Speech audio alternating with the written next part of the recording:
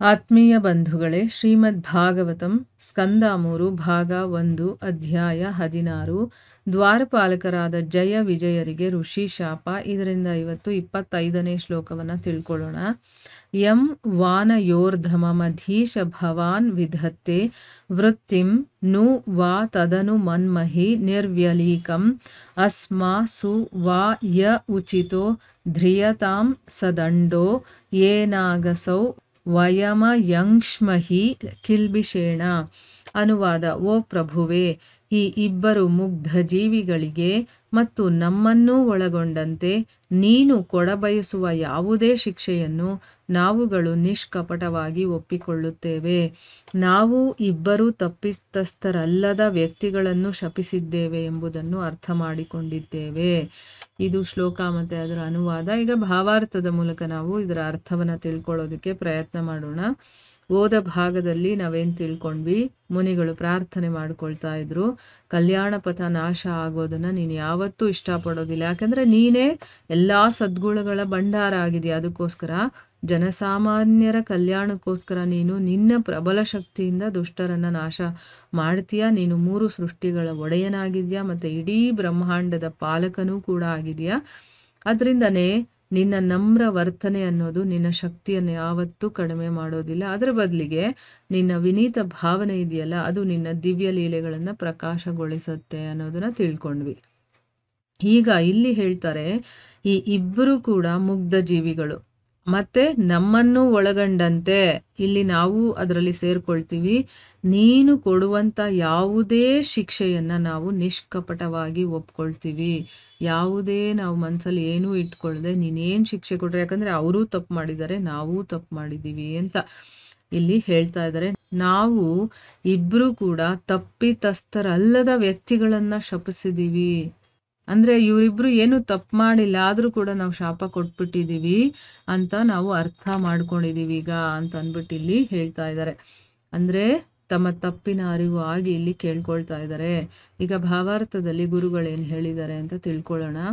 4 ಋಷಿ ಕುಮಾರರು ದ್ವಾರಪಾಲಕರಾದ ಜಯ ಮತ್ತು ವಿಜಯರನ್ನು ತಾವು ಶಪಿಸಿದ್ದಕ್ಕಾಗಿ ತಮ್ಮನ್ನು ದೋಷಿಗಳೆಂದು ಭಾವಿಸಿದ್ದಾರೆ.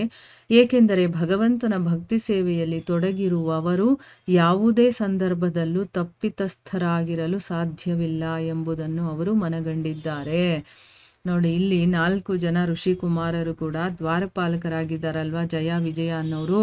ಅವರಿಗೆ ನಾವು ಶಾಪ ಕೊಟ್ಟಿದ್ದರಿಂದ ತಮ್ಮನ್ನ ತಾವೇ ಈಗ ದೋಷಿಗಳು ಅಂತ ಭಾವಿಸ್ಕೊಂಡಿದ್ದಾರೆ. ಯಾಕೆ ಅಂತಂದರೆ ಇಲ್ಲಿ ಒಂದು ಅರ್ಥ ಮಾಡ್ಕೋಬೇಕು. ಮೊದಲು ವೈಕುಂಠದಲ್ಲಿದ್ದಾರೆ ಅವರು, ಯಾವಾಗಲೂ ಭಗವಂತನ ಭಕ್ತಿ ಸೇವೆಯಲ್ಲಿ ತೊಡಗಿರ್ತಾರೆ ಅಲ್ವಾ. ಈ ರೀತಿ ಯಾರು ಭಗವಂತನ ಭಕ್ತಿ ಸೇವೆಯಲ್ಲಿ ಸದಾ ತೊಡಗಿರ್ತಾರೋ ಅವರು ಯಾವುದೇ ಸಂದರ್ಭದಲ್ಲೂ ಕೂಡ ತಪ್ಪಿತಸ್ಥರಾಗೋದಕ್ಕೆ ಸಾಧ್ಯನೇ ಇಲ್ಲ ಅನ್ನೋದು ಅವ್ರಿಗೆ ಗೊತ್ತಾಗಿದೆ. ಈಗ ಇವ್ರು ಯಾವಾಗೂ ಭಗವಂತನ ಸೇವೆ ಮಾಡ್ತಾರೋ, ಇವ್ರು ತಪ್ಪು ಮಾಡೋದಕ್ಕೆ ಹೇಗೆ ಸಾಧ್ಯ?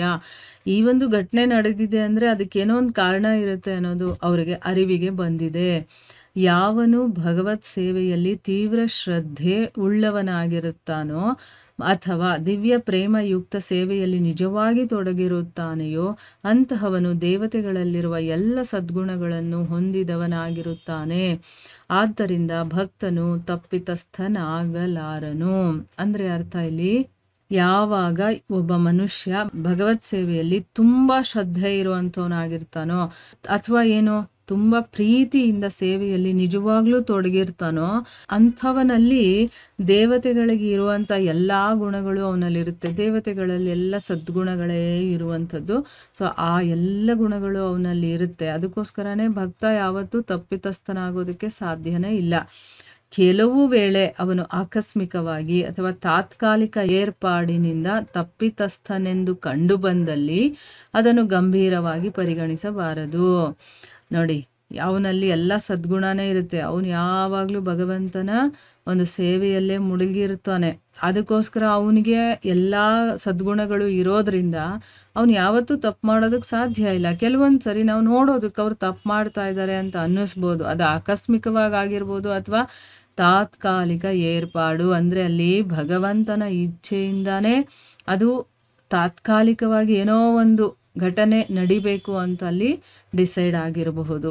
ಒಂದು ನಾಟಕ ಥರ, ಅಥವಾ ಕೆಲವು ಕ್ಷಣದವರೆಗೆ ಅವರಿಗೆ ಕೋಪ ಬಂದಿರೋ ಥರ ಅವರು ಮಾತಾಡ್ಬೋದು. ಆ ರೀತಿ ತಾತ್ಕಾಲಿಕ ಅಂತಂದರೆ ಏನು ಬೇಕಾದರೂ ಕೆಲವೊಂದು ಕ್ಷಣಗಳಿಗೆ ಆ ಒಂದು ಘಟನೆ ನಡೆದಿರಬಹುದು, ಅದನ್ನು ತಾತ್ಕಾಲಿಕವಾಗಿ ಮಾಡುವಂಥದ್ದು ಅಂತ ಹೇಳೋದು ಆಯಿತಾ. ತಾತ್ಕಾಲಿಕ ಏರ್ಪಾಡಿನಿಂದ ತಪ್ಪಿತಸ್ಥನ ಹಾಗೆ ಅವನು ಕಾಣಿಸಿದ್ರೂ ಕೂಡ ಅದನ್ನು ನಾವು ಗಂಭೀರವಾಗಿ ಪರಿಗಣಿಸಬಾರದು ಅಂತಂದ್ಬಿಟ್ಟು ಇಲ್ಲಿ ಹೇಳ್ತಾ ಇದ್ದಾರೆ.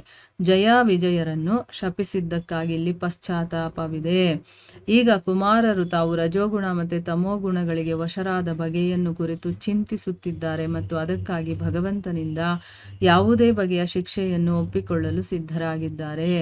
ಅಂದರೆ ನಾವು ಯಾರಾದರೂ ಒಬ್ಬರು ಸದಾ ಭಗವಂತನ ಸೇವೆಯಲ್ಲಿ ತೊಡಗಿರೋರು ಯಾವತ್ತೋ ಒಂದು ದಿವಸ ಅವರು ತಪ್ಪು ಮಾಡ್ತಾ ಇದ್ದಾರೆ ಅಂತ ಅನ್ಸಿದ್ರು ಕೂಡ ಅದನ್ನು ಸೀರಿಯಸ್ ಆಗಿ ತಗೊಳ್ಬಾರ್ದು. ಯಾಕೆಂದರೆ ಅವ್ರು ಅದನ್ನು ಮಾಡ್ತಾ ಇರಲ್ಲ, ಆಕಸ್ಮಿಕವಾಗಿ ಅದಾಗಬೇಕು ಅಂತಿರುತ್ತೆ ಅಥವಾ ತಾತ್ಕಾಲಿಕವಾಗಿ ಅದು ನಡೀತಾ ಇರುತ್ತೆ. ಅದನ್ನು ನಾವು ತಪ್ಪು ಅಂತ ತೀರಾ ಸೀರಿಯಸ್ ಆಗಿ ತಗೋಬಾರ್ದು. ಇಲ್ಲಿ ಜಯ ವಿಜಯರನ್ನು ನಾವು ಶಪಿಸ್ಬಿಟ್ವಲ್ಲ ಅಂತಂದ್ಬಿಟ್ಟು ಈಗ ಆ ಮುನಿಗಳಿಗೆ ಪಶ್ಚಾತ್ತಾಪ ಆಗ್ತಾ ಇದೆ.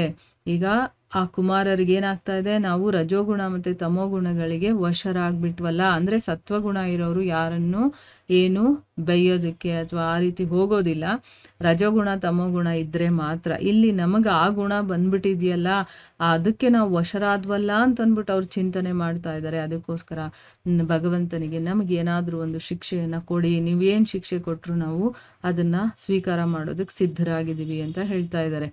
ಸಾಮಾನ್ಯವಾಗಿ ಭಕ್ತರೊಂದಿಗೆ ವ್ಯವಹರಿಸುವಾಗ ನಾವು ತಪ್ಪು ಹುಡುಕಲು ಹೋಗಬಾರದು. ಪರಮ ಪ್ರಭುವನ್ನು ಶ್ರದ್ಧೆಯಿಂದ ಸೇವಿಸುವ ಭಕ್ತನು ಒಂದು ಮಹಾಪರಾಧವನ್ನು ಮಾಡಿದ್ದು ಕಂಡುಬಂದರೂ ಅವನನ್ನು ಸಾಧು ಅಥವಾ ಸತ್ಪುರುಷನೆಂದು ಭಾವಿಸಬೇಕೆಂದು ಭಗವದ್ಗೀತೆಯಲ್ಲಿ ಕೂಡ ದೃಢಪಟ್ಟಿದೆ. ತನ್ನ ಹಿಂದಿನ ಅಭ್ಯಾಸ ಬಲದಿಂದ ಅವನು ಏನಾದರೂ ತಪ್ಪು ಮಾಡಬಹುದು, ಆದರೆ ಅವನು ಭಗವತ್ ಸೇವೆಯಲ್ಲಿ ತೊಡಗಿರುವುದರಿಂದ ಆ ತಪ್ಪನ್ನು ತುಂಬ ಗಂಭೀರವಾಗಿ ಪರಿಗಣಿಸಬೇಕಾದ್ದಿಲ್ಲ. ಅಂದರೆ ಇಲ್ಲಿ ಸಾಮಾನ್ಯವಾಗಿ ನಾವು ಒಬ್ಬ ಭಕ್ತರ ಜೊತೆ ಮಾತಾಡಬೇಕಾದ್ರೆ, ವ್ಯವಹರಿಸಬೇಕಾದ್ರೆ, ಅವ್ರ ಜೊತೆ ಇರಬೇಕಾದ್ರೆ ನಾವು ಅವರಲ್ಲಿ ತಪ್ಪು ಹುಡುಕೋದಕ್ಕೆ ಹೋಗಬಾರ್ದು. ಭಗವಂತನನ್ನ ಶ್ರದ್ಧೆಯಿಂದ ಸೇವೆ ಮಾಡುವಂಥ ಭಕ್ತ ಒಂದು ಮಹಾಪರಾಧವನ್ನು ಮಾಡಿದ್ದೇನಾದರೂ ನಮಗೆ ಕಾಣಿಸಿದ್ರು ಕೂಡ ಅವನು ಕೆಟ್ಟವನು ಅಂತ ನಾವು ಆ ರೀತಿ ಥಿಂಕ್ ಮಾಡಬಾರ್ದು. ಅವನು ಸಾಧುನೇ, ಅವನು ಸತ್ಪುರುಷನೇ ಅಂತ ಭಾವಿಸ್ಬೇಕು ಅಂತ ಎಲ್ಲಿ ಹೇಳಿದ್ದಾರೆ, ಭಗವದ್ಗೀತೆಯಲ್ಲಿ ಹೇಳಿದ್ದಾರೆ. ಯಾಕೆಂದರೆ ತನ್ನ ಹಿಂದಿನ ಅಭ್ಯಾಸ ಬಲದಿಂದ ಅವನು ಏನಾದರೂ ಒಂದು ತಪ್ಪು ಮಾಡಬಹುದು, ಆದರೆ ಅವನು ಭಗವತ್ ಸೇವೆಯಲ್ಲಿ ಸದಾ ತೊಡಗಿರ್ತಾನಲ್ವ, ಅದಕ್ಕೋಸ್ಕರ ಆ ತಪ್ಪನ್ನು ನಾವು ಗಂಭೀರವಾಗಿ ತಗೊಳ್ಬಾರ್ದು ಅಂತನ್ಬಿಟ್ಟು. ಅಂದರೆ ಇದೆಲ್ಲ ಭಗವದ್ಗೀತೆನಲ್ಲೇ ಭಗವಂತ ಹೇಳಿದ್ದಾನೆ. ಸದಾ ಭಗವಂತನ ಸೇವೆಯಲ್ಲಿರೋರು ಅಕಸ್ಮಾತಾಗಿ ಏನಾದ್ರು ತಪ್ಪು ಮಾಡಿದ್ರೆ ಅದು ಹಿಂದಿನ ಒಂದು ಅಭ್ಯಾಸದಿಂದ ಅದು ಮಾಡಬೇಕಾಗಿ ಬಂದ್ಬಿಟ್ಟಿರುತ್ತೆ, ಮಾಡಿರ್ತಾರೆ. ಹಾಗನ್ಬಿಟ್ಟು ನಾವು ಅವ್ರನ್ನ ತಪ್ಪಾಗಿ ತಿಳ್ಕೊಬಾರ್ದು. ಯಾಕಂದರೆ ಅವರು ಭಗವಂತನ ಸೇವೆಯಲ್ಲಿರೋದ್ರಿಂದ ಅವರು ತಪ್ಪು ಮಾಡೋದಕ್ಕೆ ಸಾಧ್ಯ ಇಲ್ಲ.